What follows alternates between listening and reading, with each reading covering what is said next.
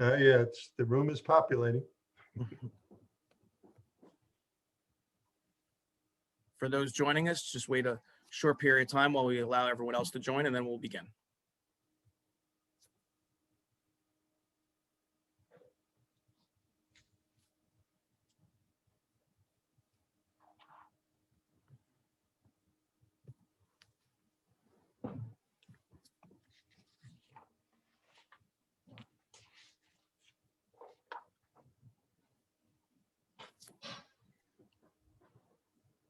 For those waiting for the event to start, we're going to give it about 30 more seconds to let other people join, and then we'll begin.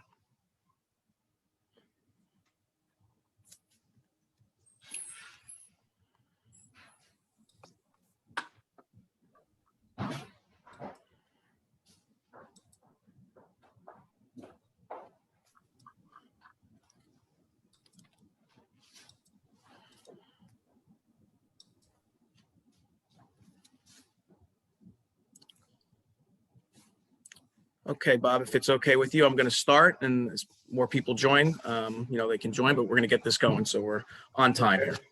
Ready? So good afternoon, everybody. I'd like to welcome everyone. My name is Matt Cohen, Vice President of Government Affairs for the Long Island Association. Today we have an LIA Energy and Environment Committee meeting. Our Energy and Environment Committee is led by its chair, Bob Cattell, and its vice chair, John Bruckner. Bob is with the Advanced Energy Research and Technology Center at Stony Brook University, and John Bruckner is with National Grid. I also want to just acknowledge a couple of people who I know are tuning in this afternoon. One is our board chairman, Larry Waldman, and the second one, thanks Larry for joining us. And the second person is the departed but not forgotten Kevin Law, our former president and CEO, who has recently left the LIA to become a partner and executive vice president at TriTech Real Estate. Energy issues were always very near and dear to Kevin's heart, having led LIPA for many years, and then here at the LIA, he was very involved in energy issues. So Kevin, if you're watching, I just want to thank you for all your efforts and your hard work, and we're going to miss you at the LIA, but TriTech's very lucky to have you. So thanks, Kevin. Before I get to introduce Bob, I just wanted to personally thank Doreen Harris for being here.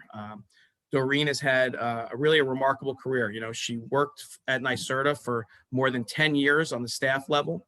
And after having been there for 10 years, more than 10 years, she was named the acting president and CEO in June of last year, in the middle of the pandemic. She did a phenomenal job as the acting president and CEO. And just a few weeks ago, on April 7th, she was named the permanent president and CEO of NYSERDA. And I just want to acknowledge her because it's all of her hard work and effort at NYSERDA. It's very well-deserved, and it's a great testament to her. NYSERDA, the state, and Long Island, we're all very happy for her promotion. So thanks, Doreen. With that said, I will introduce Bob Cattell. Well, Bob really needs no introduction. Bob he's currently running the Advanced Energy Research and Technology Center at Stony Brook. He runs the Offshore Wind Consortium and has been involved in energy issues for many decades. With that, I'd like to introduce Bob Cattell. Thank you, Matt. Thank you for that very nice, brief introduction. It's always the best. And it's a pleasure for me to welcome all of you this afternoon to a meeting of the Long Island Energy and Environment Committee. And I am delighted to be joined by my co-chair, John Bruckner. John, in addition to his important leadership role at National Grid, sits on the board of the Energy Center and also sits on the board of the National Offshore Wind Research and Development Consortium, John. So thank you for being with us. We have a great turnout this morning. It may be the largest turnout to an Energy Environment Committee meeting that we've had. Now, Matt Cohen wants to take credit for that in his role as acting president of the LIA, but I think it's really due to our guest speaker, Doreen Harris. I've known Doreen for many, many years. I've had the pleasure to work with her. I'd like to echo Matt's congratulations to you, Doreen, as being the new president of NYSERDA. Having sat on the board of NYSERDA for many years, I realized the importance of that organization to New York's energy future. And you've been a leader in that space for many, many years. You've been a real champion of renewables, and I'm sure you're going to talk to us a little bit about your role in developing the wind plan for New York State. So again, I want to congratulate you in your new role. Doreen also sits on the board of the National Offshore Wind Research and Development Consortium. So she's very active and on the board of the Energy Center. So I have the pleasure of working with her in many different capacities. So without further ado, let's get to the subject at hand. It's my pleasure again to introduce the president of NYSERDA, Doreen Harris, to talk to us about New York State's offshore wind program. Great. Good afternoon, everyone. Bob, thanks for the nice introduction, and thank you to John and Matt and the entire LIA team for having me here today. Although it's would have been nice to be in person, it's great to reach a broader audience. I've had many great interactions with this committee over the years, so it's great to speak with you again today. If I do have a slide deck, I was planning to share. I think Tiffany was planning to pull it up if I have that right, but I can go ahead and get started while that happens.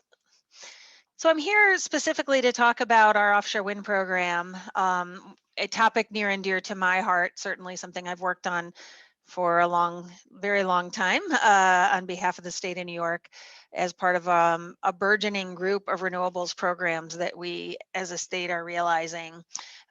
It's really so amazing that we as a state are capturing this resource not only toward the achievement of our climate goals, which I'll speak about in just a minute, but also realizing the associated economic benefits that come from this brand new resource here in New York and notably for this group on Long Island. So this is one of my favorite topics to talk about, so it's great to have the opportunity today. Next slide, please.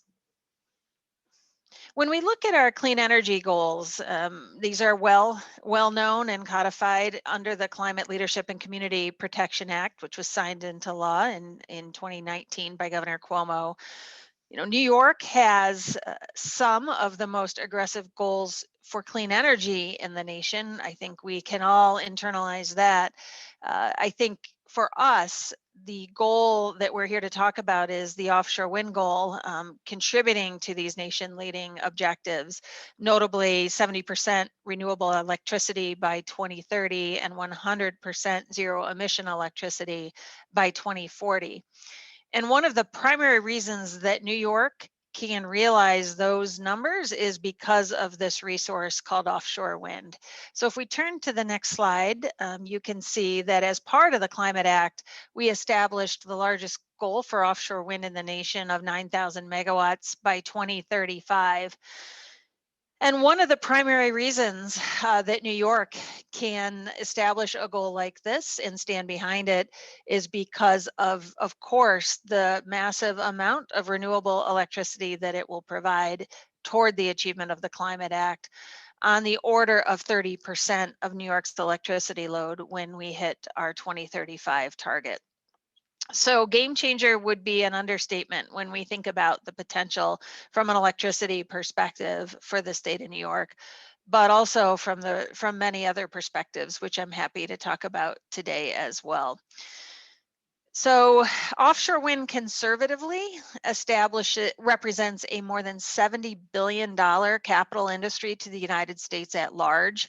We in New York have certainly carved out our portion and more of that investment, and you'll be seeing here some of the manifestation of that objective.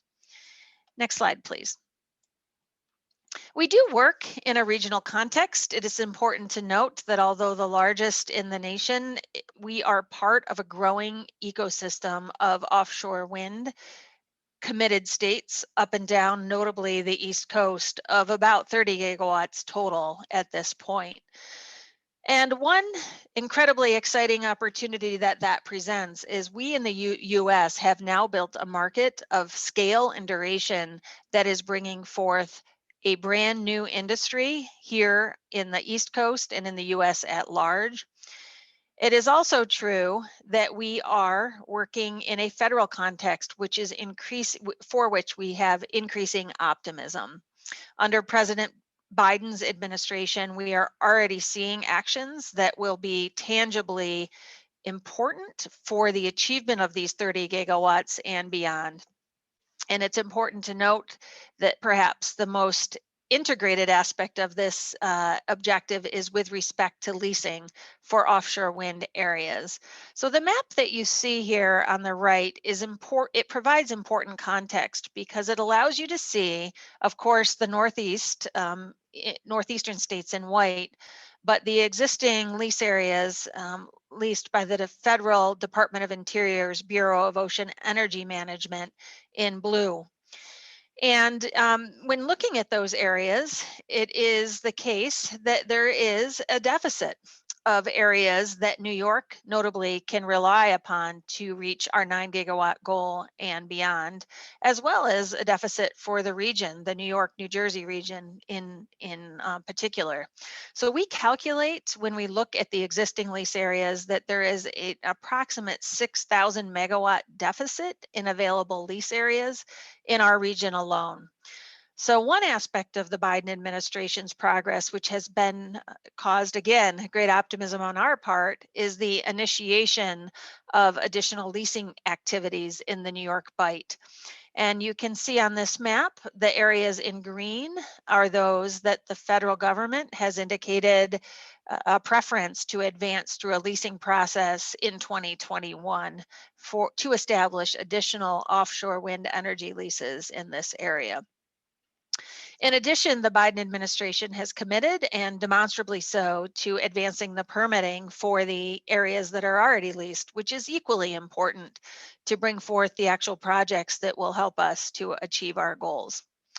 So we in New York have been very busy in the last few years and even before that to be ready for these moments, to provide research, data, and information to bear on the development of the New York Bight for offshore wind development.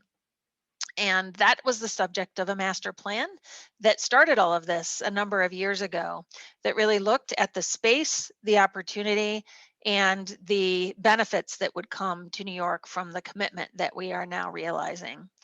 So we've been hard at work since that time to continue to advance the body of knowledge of this space, and I'm happy to talk about that in just a bit as well. Next slide, please. We are also taking very seriously the achievement of our 9,000 megawatt goal. We have a series of procurements that NYSERDA and first the Long Island Power Authority issued toward our 9 gigawatt goal. You can see on the top of the timeline here that we have various activities with respect to the leasing or the issuance of procurements that have led to the contracts that you now see on the bottom in yellow. So we have had 3 solicitations total, and now we have 5 different offshore wind projects advancing toward the achievement of our goal. And it's a very exciting time. New York is positioned in a very unique way because we do have the instrument that is NYSERDA to both plan and execute on this goal, which is one of the reasons that New York is leading the way with the goals as well as the achievement thereof. Next slide, please. So when we look at this together, this is one of my favorite maps to look at in these types of events because it helps to demonstrate the reality that we knew we could achieve and are now seeing happen across our state. So we now have 5 projects in active development toward the fulfillment of our 9,000 megawatt goal, totaling more than 4,300 megawatts. When we look at the space, you can see the ocean space that we are utilizing toward the achievement of that objective. But intermingled on this map, you can also see in orange the substations that are planned for the interconnection of these projects. Again, I'll be talking about grid infrastructure and transmission infrastructure in a bit, but it is important to note that we are fundamentally changing our grid for the better, I would say. And these substations are a great example of that. And in addition, we have 5 different ports that are actually serving this new industry that I'll cover in more detail in just a second. But it is important to note that we are realizing the benefits that we sought to achieve, and we are also advancing the projects that we now have under contract. So a recent milestone relevant for Long Island is the fact that the Public Service Commission in March approved the export cable landing route for the first project on that list, the South Fork Wind Farm, signed by the Long Island Power Authority a number of years ago. But we can see this will be New York's first project, and that major milestone is indicative again of the progress that the project is making toward reaching commercial operation. Next slide, please. Ports are absolutely pivotal in unlocking the economic development potential of this industry that I just described. And as you know, we as a state have taken seriously strategic co-investments to realize the 5 offshore wind ports that we are now seeing come forward. We see leverage of approximately $3 of private funding for every $1 of public funding. And this year alone, we've seen a total of more than $644 million in port infrastructure investments as commitments from these companies. And so looking at the ports, you just saw the map, but now let's look at the ports. So on Long Island, we see a very strong emerging industry around operations and maintenance to service the offshore wind projects through the life of the asset, which can be now into 30 plus years into the future. Port Jefferson and Montauk are 2 ports. I'm sure there will be more as time goes on. We also see emerging hubs for offshore wind component staging and installation activities. First at the South Brooklyn Marine Terminal, where the facility there will also serve as a long-term operations and maintenance hub for Equinor. And then up toward the capital region, we see an emerging offshore wind manufacturing hub. First at the Port of Queens, where gravity-based foundation manufacturing is planned, and also at the Port of Albany, where earlier this year, Governor Cuomo announced the nation's first offshore wind tower manufacturing facility by Marmon and Welcon at the Port of Albany, which is also expected to serve other aspects of the industry as well.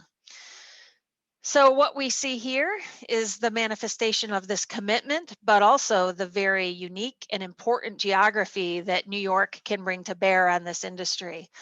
We have not only the largest commitment in the nation, but the coastline to support it, where all of these components and opportunities and activities will be emerging.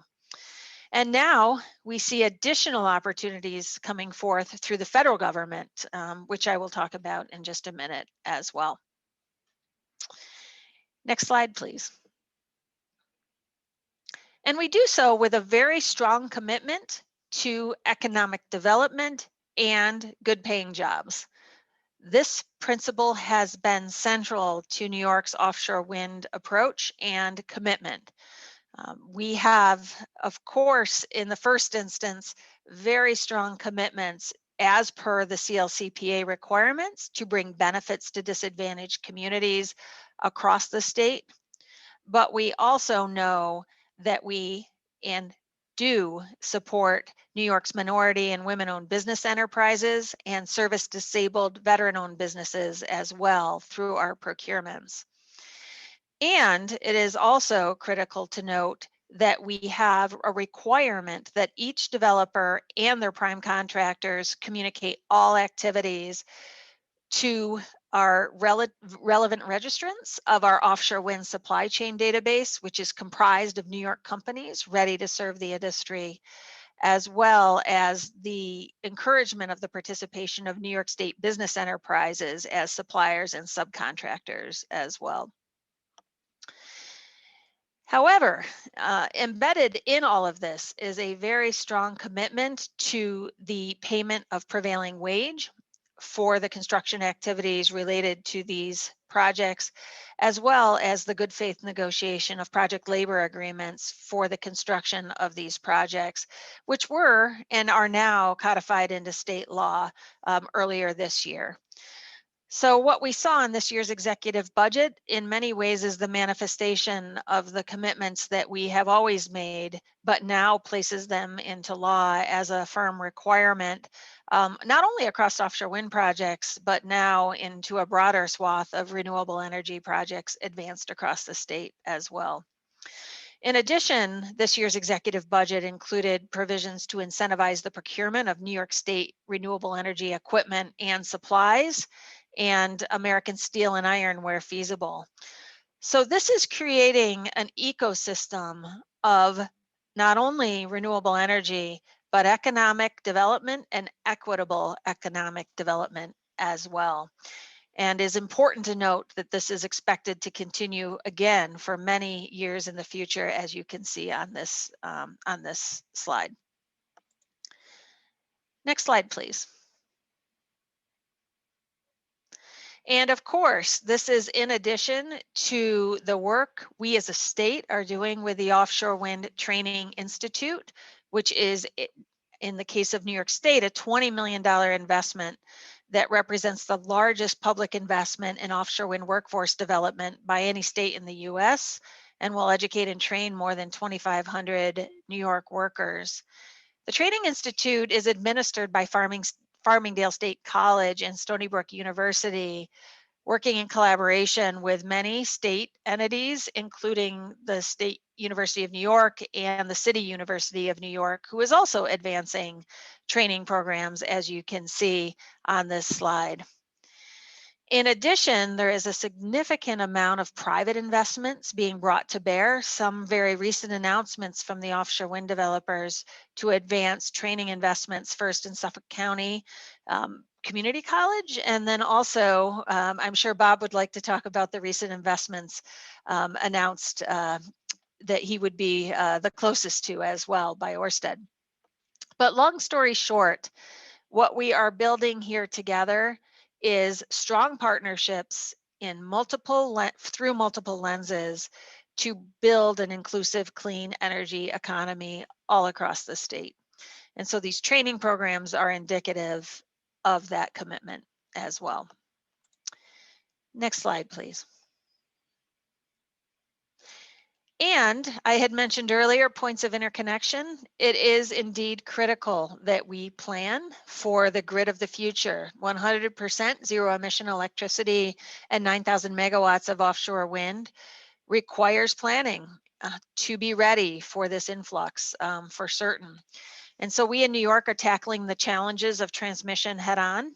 Last spring, the governor and the legislature passed a comprehensive set of studies and actions through the Accelerated Renewable Energy Growth and Community Benefit Act, specifically focusing on the question of grid planning and energy delivery constraint relief. And as directed by the Act, this January, NYSERDA and the Department of Public Service published a comprehensive initial report of the New York State Power Grid Study, which will accelerate the planning and build out of local and bulk transmission and distribution infrastructure to ensure that this can happen reliably and cost effectively. So for those who want to read, I think it's over 800 pages. It supports a comprehensive look at how we achieve these goals, and it provides, in my view, a very critical bit of input from the local utilities as well, whose close participation and system knowledge are critical, again, to the achievement of our goals. And so we see this being manifest now through both the bulk and the local perspective. And we are eager to continue our work to not only cultivate feedback, but also action that has already been taking place in the bulk and the local perspective with the advancement of phase 1 projects by the utilities and our first initiation of a bulk project associated with offshore wind by interconnecting Long Island and New York City and reinforcing that point of interconnection as was indicated as a need in the power grid study. Next slide, please. And it is important to note that we do this work now in a federal context that presents great reasons for optimism. First, by establishing national offshore wind goals of 30 gigawatts by 2030 and 110 gigawatts by 2050, but also actively seeking to achieve those objectives. In our instance, as I had observed, first by advancing wind energy areas in the New York Bight in an expeditious manner, by also proceeding with critical permitting and environmental reviews, and to the point of port readiness, investing $230 million for port infrastructure related projects and $3 billion for offshore wind innovation in the Department of Energy loan program as well. So we are seeing great alignment in the federal and state context, which is self-reinforcing, and again, a strong reason to look at the future with optimism. Next slide, please. And we at NYSERDA and we as a state remain committed to strong levels of stakeholder engagement. It really was the hallmark of the master plan that we worked on many years ago and continues today. We only can learn by doing and by engaging, and that's really how we are executing on our work at this point. We continue to advance all aspects of the offshore wind ecosystem, as Bob mentioned, through the National Offshore Wind Research and Development Consortium, as a great example of the state's commitment in action to advancing broad national research to benefit the industry at large, but also through our technical working groups, which have proven to be a model for many in the active and constructive engagement with various groups who are users of the ocean or potential beneficiaries of these investments. And in addition, we would look very carefully at the lens of disadvantaged communities as set forth in the Climate Act. We see a future of offshore wind development which is truly equitable.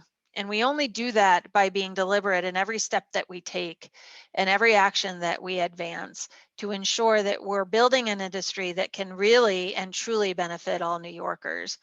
So with this context, it is true that stakeholder engagement remains a multifaceted and central commitment of ours. And with that, I'll turn to the next slide and offer my thanks for the opportunity to give you a quick walk through the world of New York State offshore wind and where it sits today, actively pursuing our goals and the benefits thereof. So thank you again. Great. Well, Doreen, thank you very much for an excellent presentation, very comprehensive and really kind of gives us the big picture about what's going on. Also, again, compliment you for your personal leadership and NYSERDA's leadership. You mentioned the National Offshore Wind Research Consortium. I'm not sure how many people recognize that NYSERDA made a significant commitment, $20 million to match DOE's commitment. And while I like to take credit for the consortium coming there because of me, it was really, in my opinion, sincerely, it was the state's commitment of dollars that they put up that was very important to DOE's decision bring the consortium to New York and out at Stony Brook. You know, I never in my lifetime thought I'd be involved in a situation with the creation of an entirely new industry. This is really exciting. And from the standpoint of the Long Island Association, has a lot of implications. So let me stop now for a minute and open it up to questions. I think the way this works, on the bottom of your screen, you should see something that says Q&A. So if you type a question in there, and I should be able to read it, and then we could ask Doreen a question. So while we're waiting for people to put their questions in, I don't see anything yet. So Doreen, maybe I can kick it off with a question. It's sort of a twofold question. It's very exciting and it's a great opportunity. So as you look down the road here, what do you see as some of the challenges that we'll be faced with in building this industry? And as part of that question, what are some of the things that the Long Island Association can do, perhaps, to be helpful in meeting some of those challenges? Sure. Yes, I was thinking I really did want to make sure in this Q&A session that I hit home notably on the specific opportunities that I see on Long Island and noting the members that I'm sure are represented here today. It is the case that in large part we are at the beginning, although many of us who've been working on this for a while have to think we're maybe at least heading toward the middle of this story, but we're really not. We're really just starting the process of realizing these goals and building the projects that will ultimately support their achievement. And so when we look in the coming years, what is going to happen is the investments that we're seeing, again, I had highlighted the 5 ports, the activities that we're seeing across the state. That activity is only going to expand both in breadth and in depth. And that's where I see Long Island really coming into play, and the businesses that I have come to know well through the work that I've been doing over the past few years. In that, what we will be seeing is the offshore wind developers are now beginning to choose their suppliers, their OEMs, the turbine suppliers and the like. And that activity is becoming increasingly localized across New York and indeed across the region. But then the next step is going to be those, as we call them, tier 1 suppliers, will be beginning to localize their supply chains across the state and the region. And that is where I see such a huge opportunity for Long Island businesses and really anyone in the region to contribute, because of the fact that literally this entire industry needs to be rebuilt here in the US. And it doesn't end with a tower or a nacelle. It goes deeper and deeper into the components that are ultimately going to contribute to those tier 1 components. And so I would say, and this gets back to your question of what are the challenges? The challenges are that this is complicated. It's complicated for all these supply chains to take shape.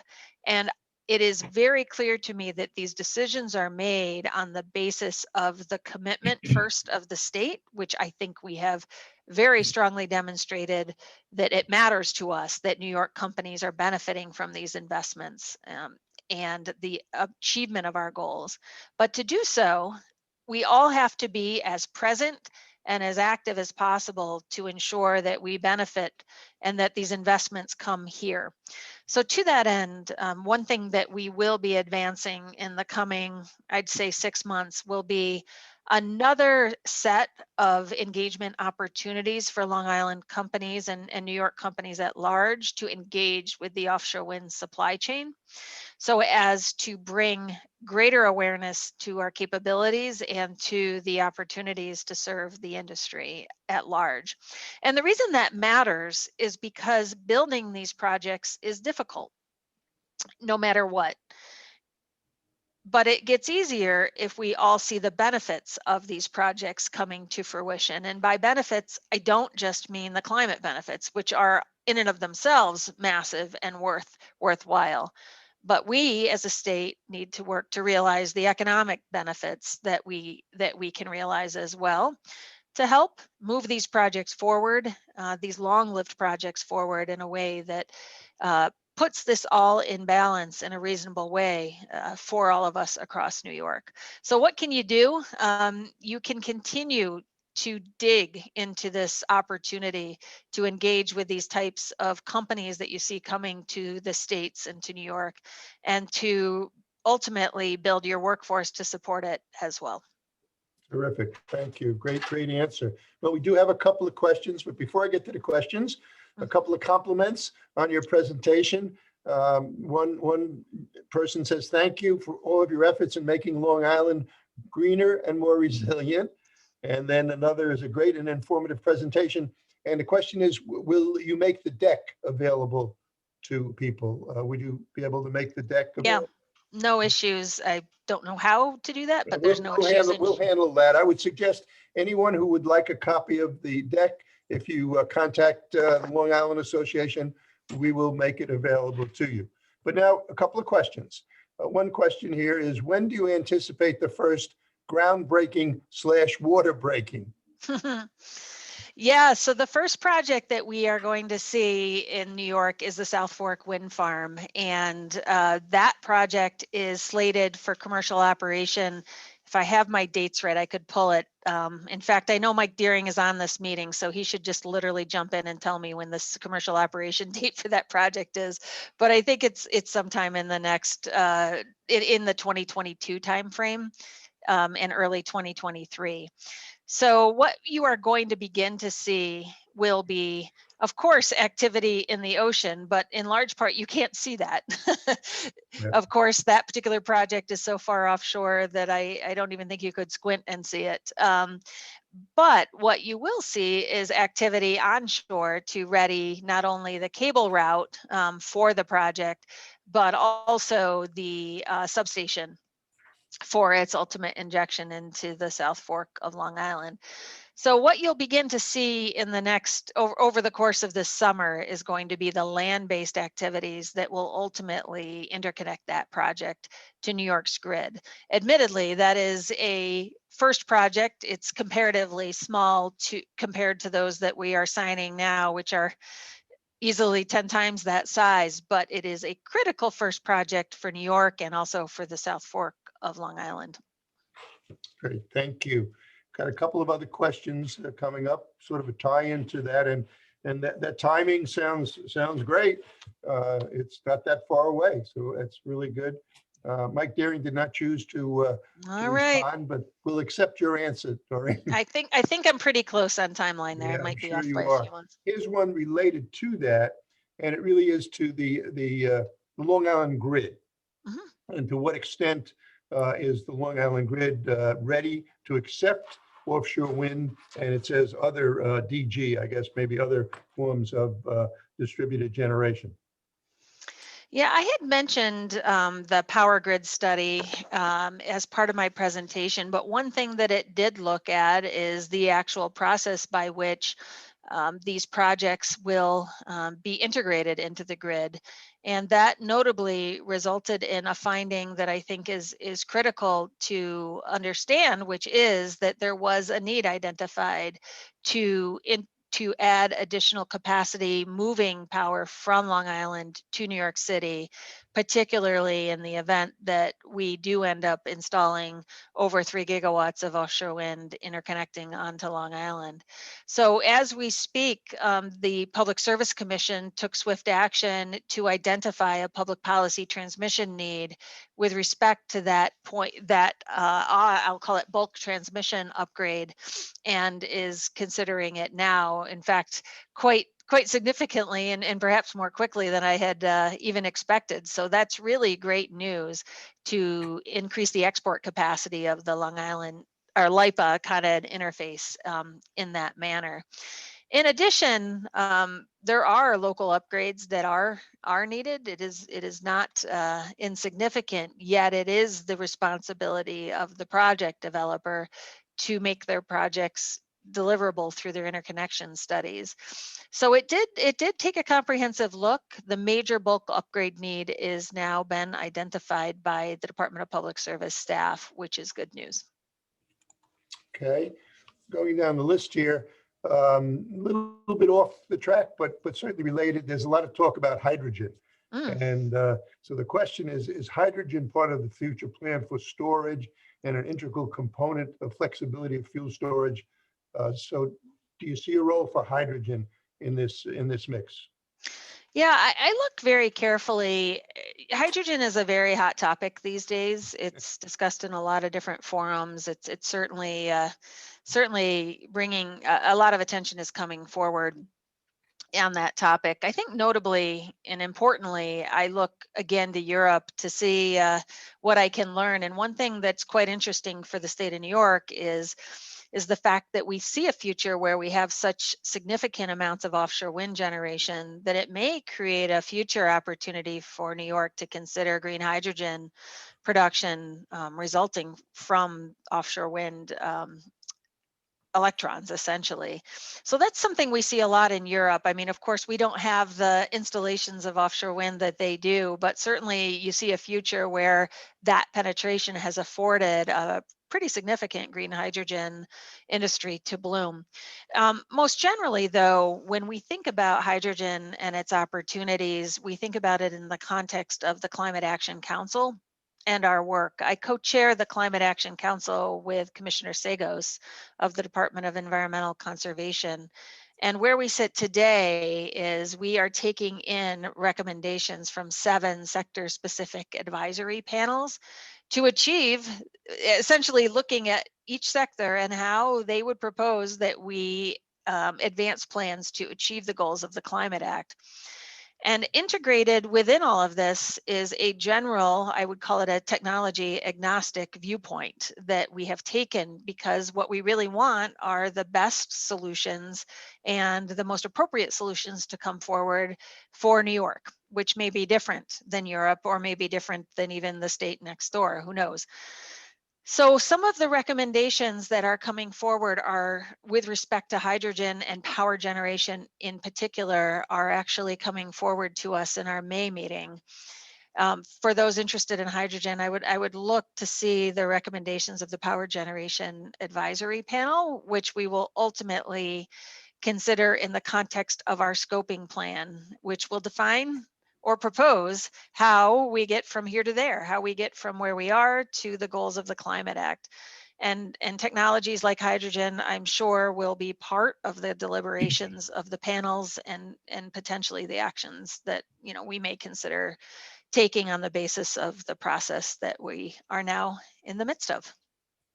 Great. There's a comment here by one participant that says Energy Secretary Granholm stated that the DOE is looking to reduce the cost of green hydrogen 80% by 2030.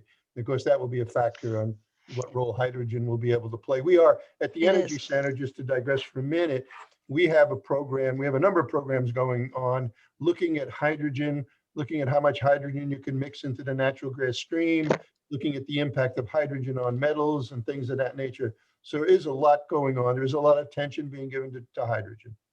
I think you're right, and I'm glad the questioner brought up the federal context. In general, as we think about the proposals coming from the advisory panels, and again, our work at NYSERDA in the innovation space, just as you just described, it is the case that this federal opportunity is one that we are very much keeping our eye on. We're very aligned in objectives, and we believe New York has positioned ourselves in a very smart way to benefit from the potential federal investments that may come from those related commitments. So part of what's great about being in New York right now is that we have been ready for these moments for some time and intend to benefit from them as a state. Yeah, a little more challenging, quite difficult question here. There has been some opposition to the turbines, even though you're not going to be really able to see them out there. But I guess it's the BOEM has said that they're not proposing turbines off the Hamptons, I guess, was one of the rulings. And does that concern you at all about those kind of rulings coming out of the federal government, which may inhibit somewhat what we're trying to do here in New York? Sure. Yeah, I don't know if it would be worthwhile to go back to the map that I had shown, because I think it is, maybe that's too much for where we are. But there were areas that were considered by the federal government that were ultimately removed, at least for the purpose of the near-term leasing that they are advancing in the New York Bight. And New York, in this instance, was in agreement with the federal government's actions that were taken to, at least for now, remove what was known as the Fairways North and South areas from consideration for leasing this year. The reasons that we took that point of view and advocated as such were numerous. Those particular areas were frankly too small to be economic. They also were significantly conflicted from a fisheries, environmental, and transit perspective. And they also did have the potential for visual impacts from the coastline that other areas that were advanced by BOEM did not. So we took a view that those areas were not worth pursuing at the moment, and BOEM agreed and is focusing on the areas that I had identified earlier in my presentation. And so we're very encouraged actually by the actions that BOEM took, not only in focusing on the areas that we believe are more developable, but also of a scale that can meet, I had mentioned the 6,000 megawatt differential between what we have as goals and what we have as space to meet those goals. And we're really pleased that they are, as of now, advancing areas that would fill that gap for New York and ultimately New Jersey as well. Great, thank you. One more question, and I'm going to answer it for you. It says, the question is, are the curricula in place for the Training Institute? And the answer to that question is that's in formation right now. That's being actively worked on. It is. We have, NYSERDA actually has a $3 million solicitation for which we received bids recently, which was NYSERDA's first competitive opportunity to effectuate the Training Institute.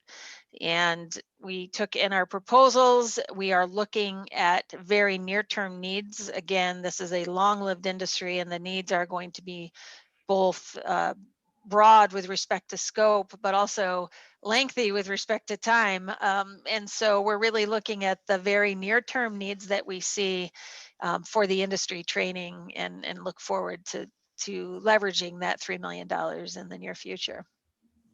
Great, thank you very much. Well, Doreen, I'm going to say thank you for your excellent presentation, your responsiveness to our questions, and I'm going to turn it over to my co-chair, John Bruckner, for some closing remarks. John? Well, thank you, Bob. Bob, I'd be remiss if I didn't say I was impressed with your IT prowess on covering these Q&As. I couldn't quite figure out how to get to them, so well done. Hey, just a couple of closing comments. I want to start with something that Doreen mentioned in the presentation, and maybe by some it was just passed over, but she made a comment with respect to really leaving no one behind on this clean energy transition. And I just think that that's such a powerful thought and principle to base this on, right? There's tremendous opportunity, but it's crystal clear that the interest of New York is to not leave anybody behind in this clean energy transition. So, kudos to you, Doreen, and your team for that. Look, I just want to acknowledge that, as an organization here with the LIA and just, all of our stakeholders, the turnout here is impressive. And we're very fortunate to have the stakeholders that we have that are concerned about this issue. So, first and foremost, I want to thank everyone for joining us today, especially Doreen. I think this will be, Doreen, I think you will be a repeat presenter at this forum going forward. There's a lot going on, and we certainly look forward to hearing from you as we go forward. Again, we heard about offshore wind, but there's so much more going on in the clean energy space and transition that NYSERDA is leading. So while we focused on offshore wind today, I certainly want to recognize how NYSERDA under your leadership continues to position New York as a leader in this clean energy transition. So again, I want to thank you. I also want to recognize, and personally congratulate you on well-deserved appointment to the president and CEO of NYSERDA. Again, I think we all are fortunate of that. So thank you all for joining today. I'll keep my comments brief and give you back some time in your day. And again, thank Doreen for joining us here today in her leadership. That's it, Bob. Thank you, John. All right. Take care, everybody. Thank you for joining us. And the last thank you to Doreen. Yeah, thank you all. I'll be back anytime. Have a nice day, everyone. Thank you.